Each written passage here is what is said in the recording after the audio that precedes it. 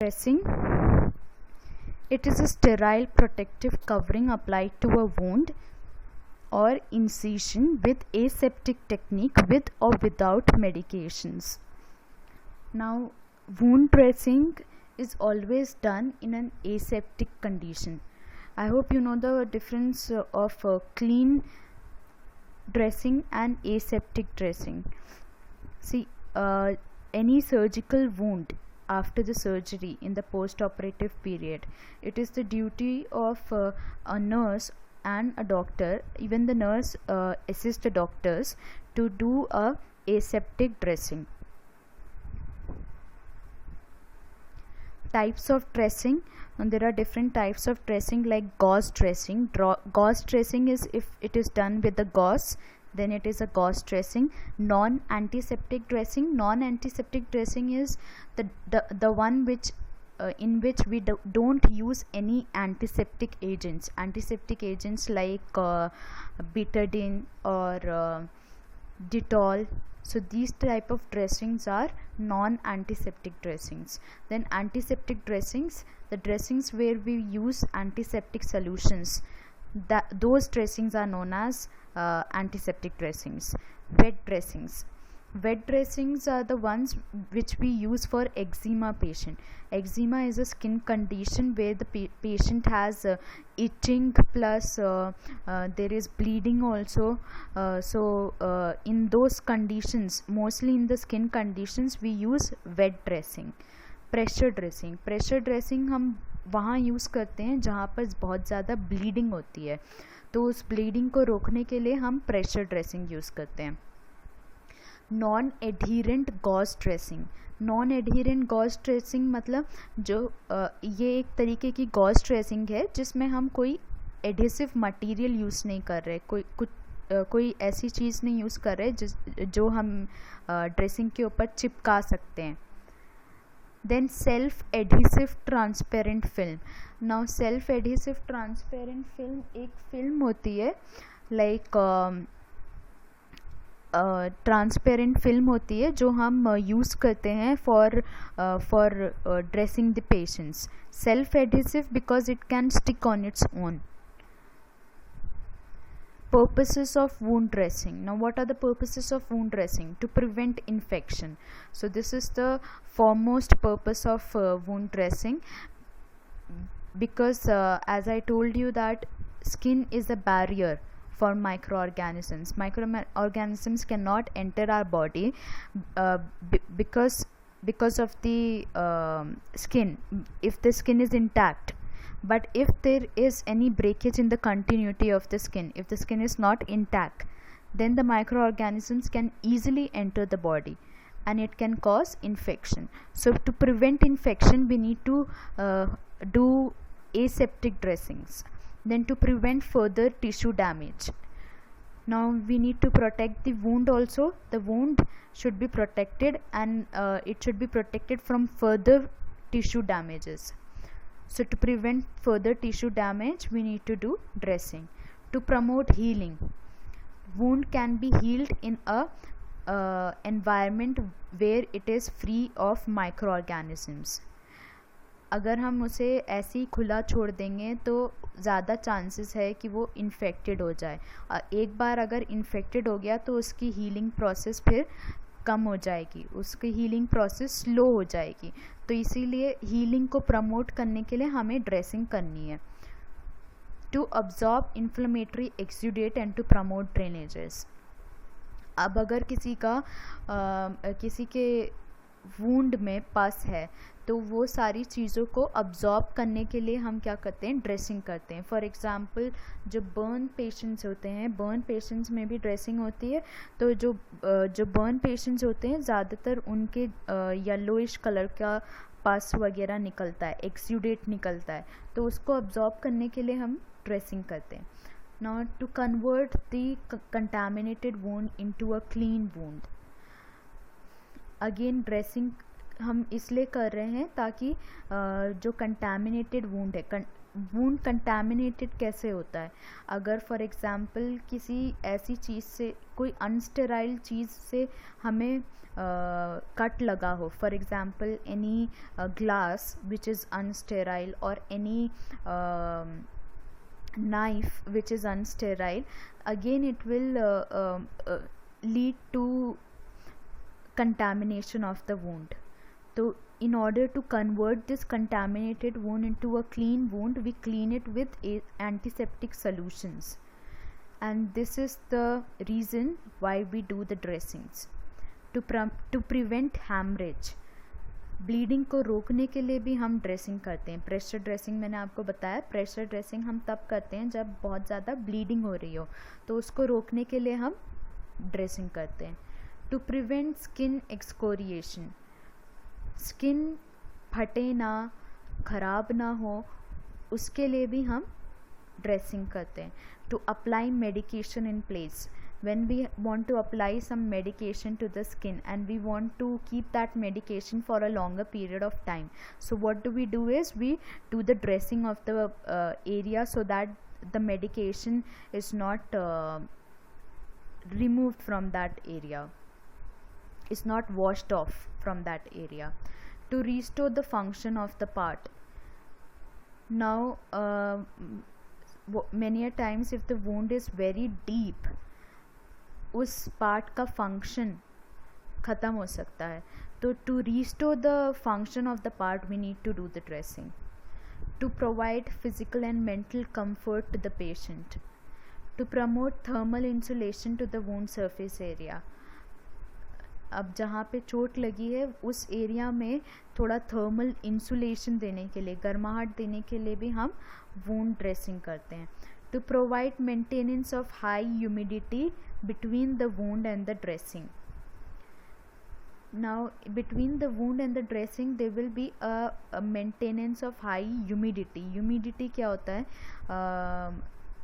जब कोई चीज़ को हम बंद रखेंगे तो वहाँ पे स्वेटिंग होगी ड्रेसिंग करने की वजह से, तो स्वेटिंग क्या करेगा? It will increase the humidity. So because of this the humidity would increase. So in order to maintain high humidity we do the dressing.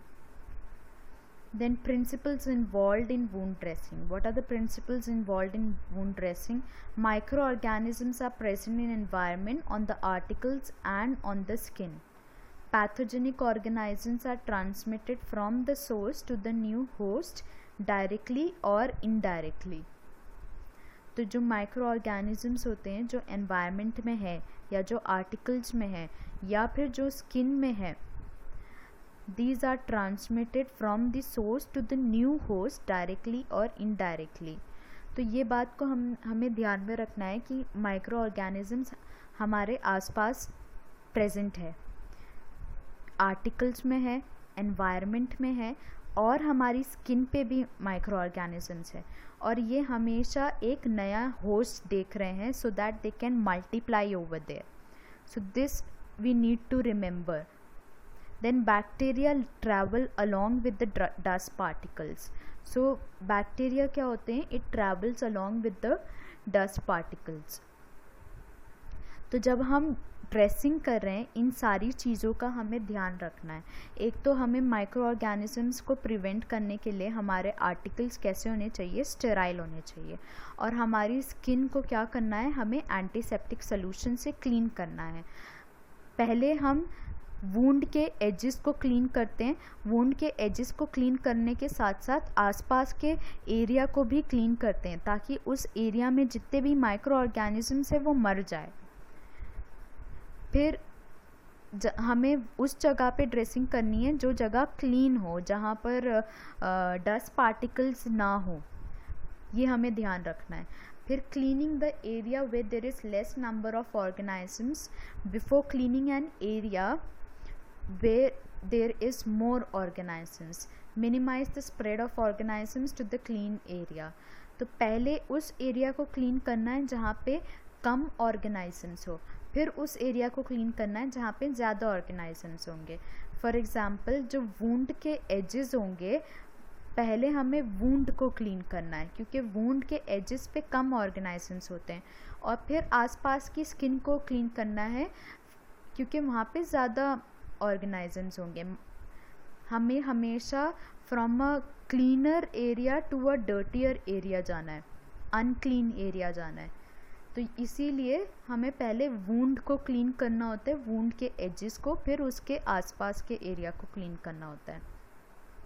The break in the skin and mucous membrane act as a portal of entry for the pathogenic organism. कोई भी break जो skin और mucus membrane में होती है वो portal of entry होती है पैथोजेनिक ऑर्गेनाइजम्स के लिए. Respiratory tract harbors microorganisms that can enter the wound. Now this we need to remember whenever you're doing any wound dressing, you should have your mask, because accidentally you can pass on the microorganisms. हमारे respiratory tract में बहुत सारे microorganisms होते हैं, और accidentally we can pass on these microorganisms and these microorganisms can enter the wound. तो इसीलिए हमें क्या करना है, हमें हमेशा मास्क पहन के रखना है. Nutrients and oxygens are carried to the wound via bloodstream and are essential for collagen formation. तो वूंड को जो न्यूट्रिएंट्स और ऑक्सीजन मिलते हैं वो ब्लड स्ट्रीम से मिलते हैं, और ये न्यूट्रिएंट और ऑक्सीजन ज़रूरी होता है for the formation of collagen. इसीलिए ब्लड सप्लाई इंटैक्ट होनी चाहिए उस एरिया की, ब्लड अच्छे से ट्रांसफ्यूज़ होना चाहिए उस एरिया में. अगर ब्लड सप्लाई इंटैक्ट नहीं होगी वूंड सही से हील नहीं कर पाएगा. Moisture facilitates growth and movement of micro organisms. अगर ज़्यादा मॉइस्चर होगा तो it will lead to the growth and movement of micro organisms. तो ये भी ध्यान में रखना है ड्रेसिंग करते वक्त कि मॉइस्चर नहीं होना चाहिए. अगर कोई भी गॉस पीस गीला हो जाता है ड्रेसिंग से पहले, ड्रेसिंग करने से पहले ही अगर वो ट्रे में रखा ही गीला हो गया है, तो we need to remove that and we need to use another one, because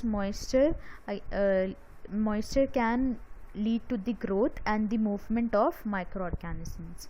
then fluid move downward as a result of gravitational pull. Fluid हमेशा नीचे की तरफ जाता है as a result of gravitational pull. बहुत बार ऐसा होता है कि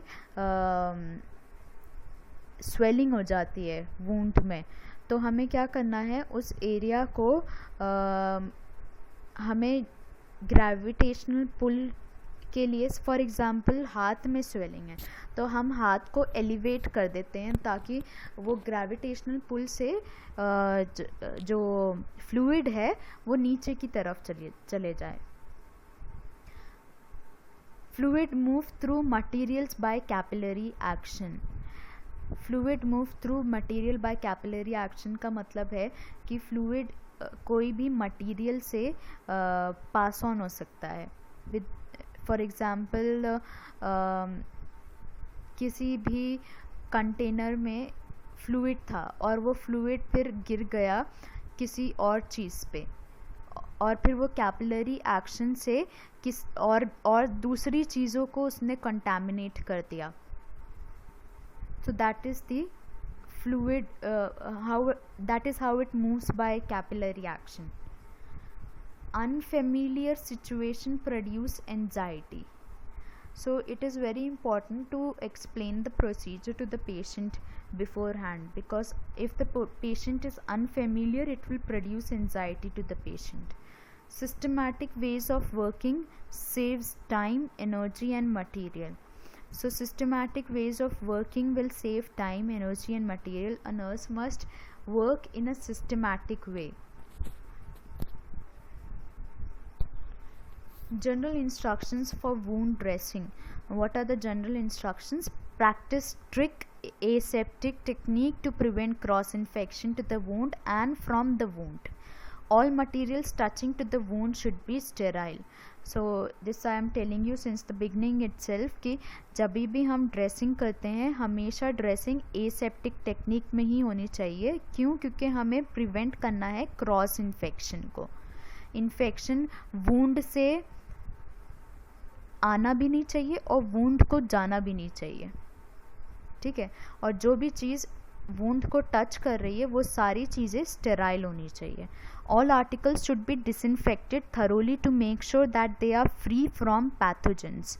जितने भी आर्टिकल्स हम यूज़ करते हैं वो सारे ही आर्टिकल्स डिसइंफेक्टेड होने चाहिए।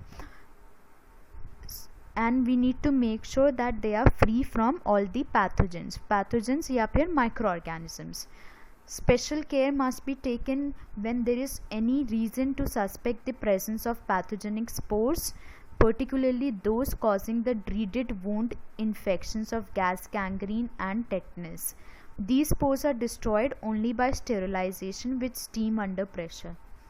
तो मैंने आपको पहले भी बताया था कि जो पैथोजेनिक ऑर्गेनिजम्स होते हैं वो कभी कभी अनफेवरेबल कंडीशंस में वो स्पोर्स में ट्रांसफ़र हो जाते हैं। स्पोर्स इनका वेजिटेटिव फॉर्म होता है और ये अनफेवरेबल कंडीशन में इजीली सरवाइव कर लेता है। तो इसके लिए हम क्या करते हैं, हम आर्टिकल्स को स्टेरिलाइज करते हैं, ऑटोक्लेव करते हैं। तो हमेशा हमें ऑटोक्लेव्ड आर्टिकल्स ही यूज़ करने हैं, स्टेराइल आर्टिकल्स ही यूज़ करने हैं, ताकि ना कि सिर्फ वो पैथोजेनिक ऑर्गेनिज्म से दूर हो बल्कि उनके स्पोर्स से भी दूर होने चाहिए वो articles. Then wash hand thoroughly before and after the procedure. So before and after the procedure we need to wash hand thoroughly. ये सिर्फ ड्रेसिंग की बात नहीं है, कोई भी प्रोसीजर होने दो नर्सिंग फाउंडेशन में, we need to wash the hands before and after the procedure. Instruments used for one dressing cannot be used for another until they have been re-sterilized. जो इंस्ट्रूमेंट्स हम एक ड्रेसिंग में use करते हैं we cannot use for another dressing. अगर suppose हमने कोई dressing instrument खोल लिया, because instruments are always in a sterilized towel, एक ट्रे में होते हैं, ट्रे कवर्ड होती है, कवर करके कवरिंग के बाद हम उसको एक स्टेरिलाइज्ड टावल में रखते हैं। फिर वो स्टेरिलाइज्ड टावल एक बार खोलने के बाद वो इंस्ट्रूमेंट अनस्टेरिलाइज्ड हो गया, you can not use it on another patient even if you have not use some of the articles from that tray. कुछ आर्टिकल्स आपने यूज़ नहीं करें तब भी हम उसको दूसरे पेशेंट के ऊपर नहीं यूज़ करेंगे क्योंकि वो अब अनस्टेराइल हो चुका है। Use mask, sterile gloves and gowns for large dressing to minimize the wound contamination. तो मास्क का इस्तेमाल करना है, स्टेराइल ग्लव्स का इस्तेमाल करना है, गाउन्स का इस्तेमाल करना है हमें for large dressing to minimize the wound contamination, ताकि वुंड कंटामिनेटेड ना हो।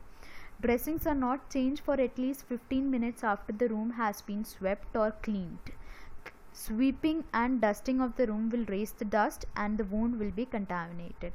तो 15 मिनट तक हमें इंतज़ार करना है। अगर किसी एरिया की डस्टिंग हुई है या स्वीपिंग हुई है 15 मिनट तक इंतज़ार करना है, उसके बाद ही हमें ड्रेसिंग करनी है। 15 मिनट से पहले हमें ड्रेसिंग नहीं करनी है क्योंकि डस्टिंग में या स्वीपिंग में क्या होता है, डस्ट उड़ती है और डस्ट में क्या होते हैं, bacterial, not just bacterial, micro organisms होते हैं और ये माइक्रो ऑर्गेनिजम्स वुंड को कंटामिनेट कर सकते हैं। इसलिए हमें 15 मिनट तो रुकना है ड्रेसिंग करने से पहले।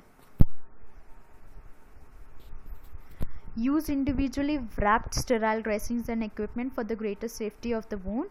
The practice of storing dressing and instruments in the large trays and drums and opening them every now and then should be condemned.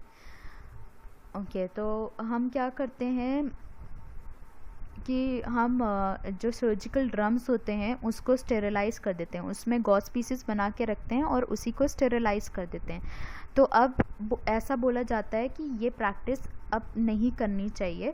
Her tray में गॉज पीसेस अलग होने चाहिए, ना कि एक पूरे सर्जिकल ड्रम में, क्योंकि सर्जिकल ड्रम हर थोड़ी देर में हम खोलते हैं तो उससे क्या होता है कि वो जो उसमें जो सर्जिकल पैड्स है या सर्जिकल गॉज है वो सारी चीज़ें अनस्टेराइल होने का डर होता है। तो ये सारी चीज़ें हमें ध्यान में रखनी है। Create a sterile field around the wound by spreading the sterile towel. तो जहाँ पे वुंड है वहाँ पर एक स्टेराइल फील्ड करने के लिए हम एक स्टेराइल टॉवल को स्प्रेड कर सकते हैं। avoid talking, coughing and sneezing when the wound is open. So the better way is you wear a mask, because when you will be wearing a mask, you will not be transferring the respiratory tract microorganisms to the wound. During the procedures, the nurse works carefully to avoid contaminating the patient's skin. Clothing and bed linen with soiled instruments and dressings, all the soiled dressings and contaminated instruments should be carefully collected and disposed safely. तो जब हम dressing कर रहे हैं तो एक nurse को ध्यान में रखना है कि जितने भी to avoid contaminating the skin, जितनी भी क्लोथिंग और बेड लिनन है जो सॉइल्ड हो चुकी है और जो ड्रेसिंग है उसको एक कंटामिनेटेड इंस्ट्रूमेंट में कलेक्ट करना है. जैसे कि हम जितने भी सॉइल्ड ड्रेसिंग्स होती है उसको हम येलो बैग में कलेक्ट करते हैं. येलो बैग इसीलिए होता है, येलो बैग में जितने भी सॉइल्ड ड्रेसिंग्स है उसको हम येलो बैग में डालते हैं, और जितने भी सॉइल्ड इंस्ट्रूमेंट्स है उसको हम एक जगह इकट्ठा करके बाद में उसको वॉश करके स्टेरिलाइजेशन के लिए भेज देते हैं. Cleaning of the wound should be done from the most clean to the less clean area. ये मैंने आपको पहले भी बताया कि क्लीनिंग हम कहाँ से करेंगे, more clean to the less clean area. और वूंड के एजेस हम पहले क्लीन करेंगे और उसके बाद हम पेरिफेरी को क्लीन करेंगे. If the dressing are adherent to the wound due to the drying of the secretions or blood, wet it with physiological saline before it is removed from the wound. Now कई बार ऐसा होता है कि wound dressing करने के बाद हमने एक दिन उसको रख दिया ड्रेसिंग को, नेक्स्ट डे जब हम खोलने गए तो वो चिपक जाती है. चिपकती इसलिए है क्योंकि वहाँ हो सकता है वहाँ पे ब्लीडिंग हुई हो, तो ब्लीडिंग होने की वजह से ड्रेसिंग क्या होती है, चिपक जाती है. तो उसके लिए हमें क्या करना है, वहाँ पे थोड़ा सा सलाइन डालना है ताकि वो जो चिपकी हुई ड्रेसिंग है वो रिमूव हो सके. When dressing the wound, keep the wound edges as near as possible to promote healing. तो जब हम ड्रेसिंग करते हैं तो ये ध्यान रखना है कि वुंड के जो एजेस है उसको हमें पास में लेकर आना है. ड्रेसिंग के वक्त दोनों वुंड के एजेस को पास में लाना है. When drains are in place, anticipate drainage and reinforce the dressings accordingly. The dressings over the drains should not be combined with the dressings on the wound line. This enables the nurse to change the dressing over the drains without disturbing the wound dressing and thereby minimizing the wound infection. अगर कहीं पर जैसे surgery हुई है वहाँ पे incision अलग है और ड्रेन अलग लगा हुआ है. ड्रेन के लिए अलग से इंसीजन बनाते हैं सर्जन्स, और जो ऑपरेटिंग इंसीजन है वो थोड़ा सा अलग ही होता है. तो दोनों की ड्रेसिंग हमें अलग अलग करनी होती है. The amount of discharge from the wound should be accurately measured by recording the number and size of the dressing change. Note the color, odor and amount and consistency of the drainage. तो जो भी drainage होता है, उन drain जो होता है wound drain, उसको केयरफुली रिकॉर्ड करना है. उसका कलर कितना, अमाउंट है, क्या ओडर है, क्या स्मेल है उसकी, और उसकी कंसिस्टेंसी कैसी है, ये सारी चीज़ें हमें रिकॉर्ड करनी होती है. When the wound drainage is diminished, the drain are to be shortened. This should be done in consultation with the doctor. Usually the doctor gives the written order. जब wound drainage कम हो जाता है तो हम क्या करते हैं, drain should be shortened. हम क्या ड्रेन शॉर्टन करने की ज़रूरत नहीं है, हम ड्रेन्स को रिमूव ही कर देते हैं. थोड़े जब ऑपरेशन के बाद 24 आवर्स के बाद हम देखते हैं कि कितना ड्रेनेज रहा, और फिर उसके 24 आवर्स के बाद फिर से हम देखते हैं कितना ड्रेनेज रहा. ड्रेनेज जैसे जैसे कम होता जाता है वैसे वैसे हम क्या करते हैं, जब एकदम ही ख़त्म हो जाता है ड्रेनेज तो हम ड्रेन्स को रिमूव कर देते हैं. Before doing the dressing, inspect the wound for any complications such as dehiscence and evisceration. अब बहुत सारे सर्जिकल वूंड में क्या होता है कि जो हमने सूचर किया था वूंड को, वो सूचर्स क्या होते हैं, खुल जाते हैं, तो उसको हम बोलते हैं वूंड डेहिसेंस। और कभी कभी जो एब्डोमिनल कंटेंट होता है वो भी बाहर आ जाता है, तो उसको हम बोलते हैं वूंड एविसरेशन। तो ये सारे कॉम्प्लिकेशंस हमें देखने हैं।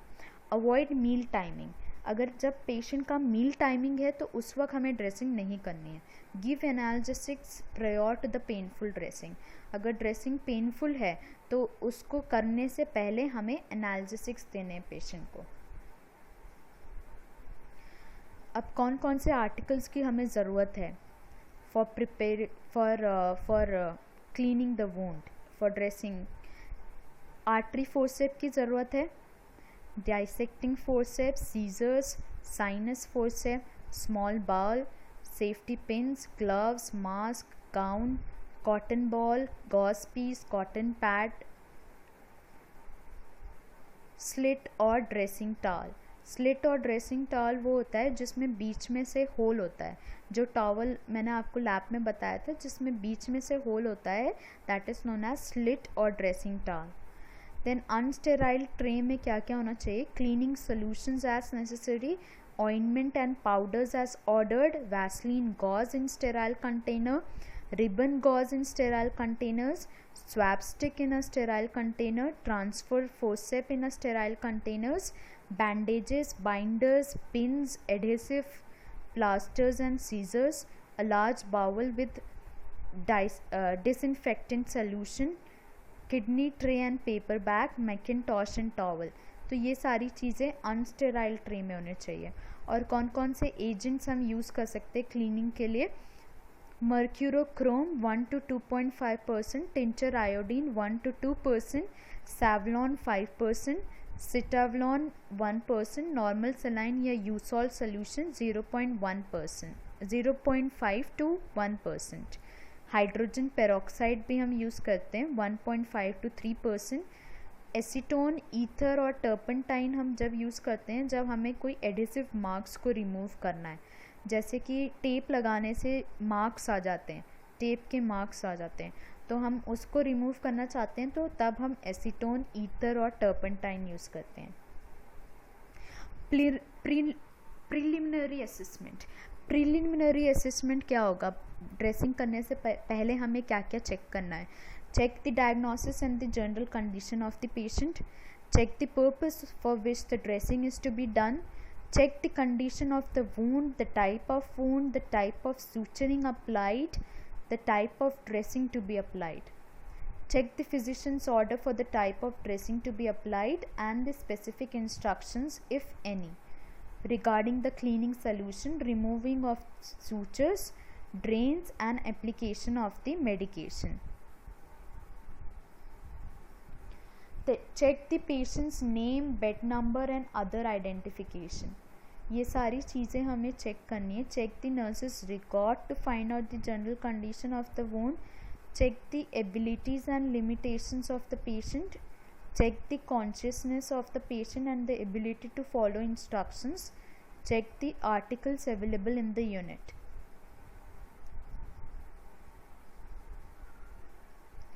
Preparation of the patient and environment, तो वुंड ड्रेसिंग करने से पहले हमें पेशेंट और एनवायरनमेंट को प्रिपेयर करना है। We need to identify and explain the procedure to the patient, provide privacy with curtains and drapes, apply restraint in case of children, as far as possible avoid meal timing, the dressing may be done either 1 hour before of the meal or after the meals, offer bedpan or urinal prior to the dressing, ताकि dressing के बीच में कभी patient ये ना बोले कि उसको washroom जाना है, तो हम पहले ही उसको बेड पैन और यूरिनल दे देते हैं। Give some analgesics if patient is in pain, dressing में तो पेन होता ही है, ज़्यादातर ड्रेसिंग्स में पेन होता है, तो एनाल्जेसिक पहले ही दे देते हैं ड्रेसिंग से पहले। See the cleaning of the room is done at least 1 hour before the expected time of the dressing, तो ड्रेसिंग से 1 घंटा पहले ही रूम क्लीन हो जाना चाहिए। Shave the area if necessary, removal of adhesive is more painful if hair is present. अब जहाँ पे बाल होते हैं वहाँ पर अगर हम टेप लगाकर उसको रिमूव करने की कोशिश करते हैं तो बहुत दर्द होता है, तो इसीलिए उस एरिया को शेव कर देना ही ज़्यादा अच्छा होता है। Place the patient in a comfortable position and relaxed position depending on the area to be dressed. Give proper support to the body parts if the patient has to raise and hold it in position for considerable time. अगर patient को हमें ऐसी position में रखना है जिसमें उसका अपनी बॉडी पार्ट को रेज करना है, मतलब उठा के रखना है, तो उस बॉडी पार्ट को हमें सपोर्ट करना है ताकि वो देर तक उसको उठा के रख सके. See the patient's room is in order with no unnecessary articles. Clear the bedside table so that there is sufficient space to set up a sterile field and to arrange needed supplies and equipments. Patient के आसपास कुछ unnecessary articles नहीं होने चाहिए, सिर्फ वही articles होने चाहिए जो ड्रेसिंग में ज़रूरत है. Close the doors and Windows to prevent draft. Put off the fan. तो फ़ैन वगैरह बंद कर देते हैं, विंडोज़ क्लोज कर देते हैं. इसलिए करते हैं ताकि जो एरिया है, वुंड का एरिया है, उस हो सकता है पेशेंट को ठंडा लगे, सर्दी लगे, तो इसलिए हम ये सारी चीज़ें बंद कर देते हैं, स्पेशली विंटर्स वगैरह में. Adjust the height of the bed for the comfortable working of the doctors and nurses so that they have neither to stop nor overreach to the dressing. Bring the patient to the edge of the bed. Call for assistance if necessary. तो patient को हमेशा edge of the bed पर ही रखते हैं और doctors और nurses को comfortable position पे रहना है और बेड के हाइट को इस तरीके से एडजस्ट करना है कि उन्हें ओवर रीचिंग करने की ज़रूरत ना पड़े. और पेशेंट को हमेशा एज पे रखना है, बेड के एज पे, ताकि जो डॉक्टर्स है या नर्सेस है वो ओवर रीचिंग ना करें. Protect the bed with the mackintosh and towel. Bed के जहाँ पे हम ड्रेसिंग कर रहे हैं उस एरिया पे हमें मैकिंटॉश और टॉल रखना है ताकि बेड की लिनन खराब ना हो. Fold back the upper bedding towards the foot end of the bed, leaving a bath blanket or sheet over the patient. Expose the part as necessary. जो अपर बेडिंग होती है उसको हमें फोल्ड कर देना है एंड जो ब्लैंकेट वगैरह है उन सब को हमें फोल्ड कर देना है if it is not necessary, and only that part should be expose which is needed. For example हमें अगर पेशेंट का पैरों की ड्रेसिंग करनी है तो हम पेशेंट को सिर्फ नीचे से खोलेंगे, पूरा ब्लैंकेट नहीं हटाएंगे, नीचे के पार्ट को हम फोल्ड करेंगे, सिर्फ उतना ही पार्ट हम एक्सपोज करेंगे. और अगर हमें एब्डोमिनल ड्रेसिंग करनी है तो हम सिर्फ एब्डोमिन को ओपन अप करेंगे, ऊपर के पार्ट को फोल्ड करेंगे और एब्डोमिन को ओपन अप करेंगे, लेग्स को कवर्ड ही रखेंगे. सो इस तरीके से ड्रेसिंग करनी है कि पेशेंट की प्राइवेसी भी इन्वेडेड ना हो. Untie the bandage or adhesives and remove them. Make sure that the dressing is not removed from its place until the nurse is ready to do the dressing. तो dressing तब तक नहीं उतारनी है जब तक हम रेडी ना हो ड्रेसिंग करने के लिए. ऐसा नहीं करना है कि ड्रेसिंग उतार के रख दी और फिर उसके आधे घंटे बाद दूसरी नई ड्रेसिंग करी, क्योंकि उससे फिर कंटामिनेशन होने का डर होता है. Turn the head of the patient onto one side so that the patient may not see the wound and get worried about it. तो पेशेंट के सर को दूसरे साइड पे रखने के लिए बोलो ताकि वो अपने वूंड को देखकर परेशान ना हो. Steps of the procedure. क्या क्या स्टेप्स है? Tie the mask. पहले मास्क डालो, फिर उसके बाद हैंड वॉशिंग करो, फिर गाउन पहनो, ग्लव्स पहनो, स्टेराइल ट्रे को खोलो, spread the sterile towel around the wound, pick up a dissecting forceps and remove the dressings and put it into kidney tray. Discard the dissecting forceps in a bowl of lotion. अगर dressing dissecting forceps से remove नहीं हो रहा है for example, तो हम क्या करते हैं, पहले स्टेराइल ग्लव्स डालने से पहले हम क्लीन ग्लव्स डालते हैं. क्लीन ग्लव्स से हम जो ड्रेसिंग है उसको रिमूव करते हैं, उसके बाद हम स्टेराइल ग्लव्स पहनते हैं और स्टेराइल ग्लव्स से हम फिर ड्रेसिंग करते हैं.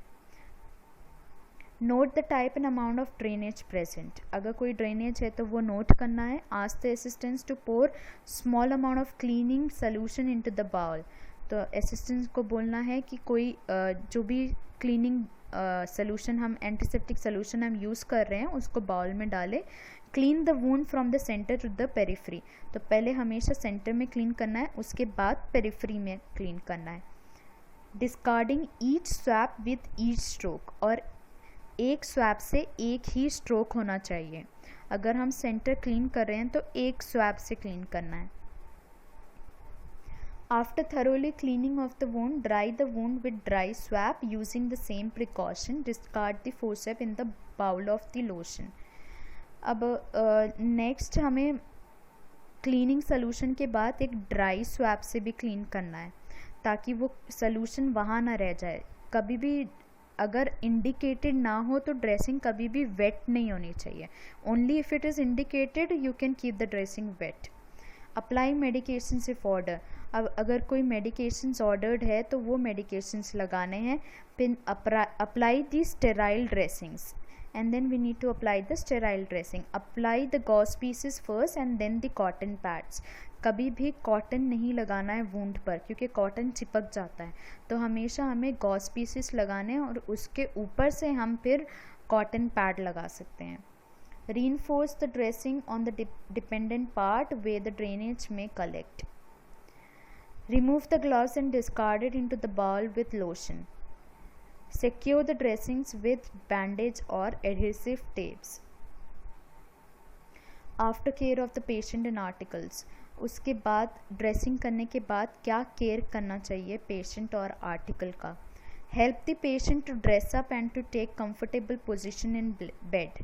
Change the garments if soiled with drainage, तो पेशेंट का हेल्प करना है कि वो बेड पे आराम से बैठ जाए और अगर उसके गारमेंट्स सॉइल्ड हो चुके हैं तो उसके गारमेंट्स चेंज करने हैं. Replace the bed linen, bed linen भी अगर ख़राब हो गई है तो उसको रिप्लेस करना है. Remove the mackintosh and towel.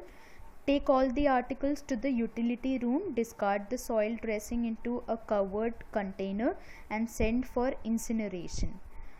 तो जितने भी आर्टिकल्स है उसको यूटिलिटी रूम में लेके जाना है और वहाँ पे जाके जो ड्रेसिंग है सॉइल्ड ड्रेसिंग होती है उसको तो हम येलो बैग में ही डाल देते हैं.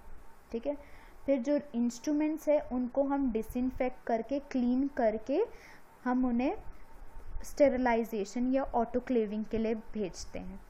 Replace all the articles to their proper places. Send the soiled linen to the laundry bag for washing. और जो लिनन ख़राब हो चुकी है उसको हम लॉन्ड्री बैग में डाल देते हैं वॉशिंग के लिए. वॉश हैंड्स, उसके बाद अपने हाथ धोना है. फिर रिकॉर्ड द प्रोसीजर, ये ज़रूरी होता है कि हमने अगर ड्रेसिंग करी है तो उसको रिकॉर्ड करना होता है डेट एंड टाइम के साथ, और अगर कितना वुंड की कंडीशन क्या थी, कितना ड्रेनेज था, ड्रेनेज का टाइप क्या था, वो सारी चीज़ें हमें रिकॉर्ड करनी होती है. फिर सूचर्स कैसे कंडीशन में थे वो सब चीज़ें हमें रिकॉर्ड करनी होती है, और अगर कोई अबनॉर्मेलिटी होती है तो रिपोर्ट करनी होती है to the surgeon.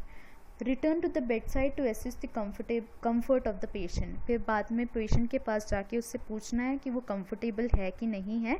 Tidy up the bed and the unit of the patient. Thank you.